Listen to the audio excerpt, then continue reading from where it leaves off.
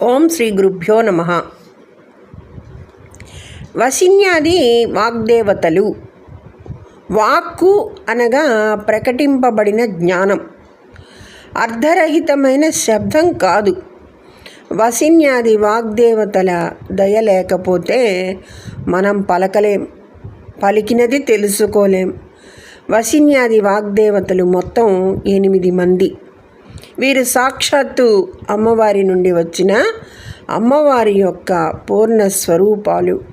వీరు శ్రీచక్రంలో బిందువు నుండి 3వది త్రైలోక్య చక్రం అనే చతురస్రం నుండి 7వది అయిన సర్వరోగహర చక్రంలో ఉండి వీరిని స్మరించినంత మాత్రమున ఆది మనసుకు వచ్చిన రోగం మరియు వ్యాధి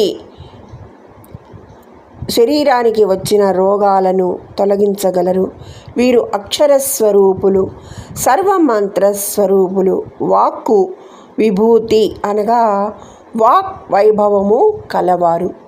వీరు మన ఉపాధులలో అనగా శరీరములలో ఉండుట వల్లనే మనము మాట్లాడగలుగుతున్నాం.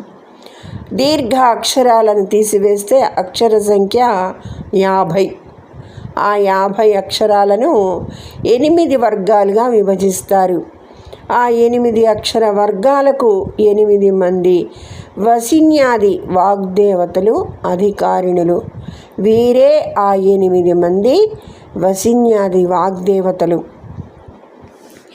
వసిని అమ్మవారు ఆ నుండి అహ అనే 16 అక్షరములకు స్వరాక్షరములకు ఆదిదేవి మన కంఠంలో ఉంటారు. వశీకరణ మంత్రాది దేవత. ఈమె దయ ఉంటే లోకంలో అన్నీ మన పాదాక్రాంతం అవుతాయి. 2వది కామేశ్వరి అమ్మవారు. కావర్గమునకు దేవి. మన తాళువులలో దవడలలో ఉంటారు. కోరికలను ఈడేర్చే మంత్రాది దేవత. ఈమె దయ ఉంటే అన్ని కోరికలు నెరవేరుతాయి. మోదిని అమ్మవారు చావర్గమునకు దేవి. మన ఔష్టములు అంటే పెదవులలో ఉంటారు. ఆనందం తృప్తి కలిగించే మంత్రాది దేవత. ఈమె దయ ఉంటే అన్ని ఆనందాలే. విమల అమ్మవారు టావర్గమునకు దేవి. మన దంతములలో ఉంటారు. ఈమె దయ ఉంటే నిర్మల జ్ఞానం అంటే బ్రహ్మజ్ఞానం లభిస్తుంది. అరుణ అమ్మవారు తావర్గమునకు దేవి. మన అంగిలిలో ఉంటారా, అంగిడి అంటాం కదా, అంగిలిలో ఉంటారు. ఈమె దయ ఉంటే సకల దేవతల కృప కలుగుతుంది.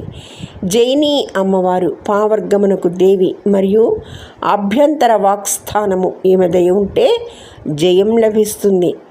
సర్వేశ్వరి అమ్మవారు యావర్గమునకు దేవి మరియు బాహ్య వాక్స్థానము. ఈమె దయ ఉంటే అధికారం లభిస్తుంది.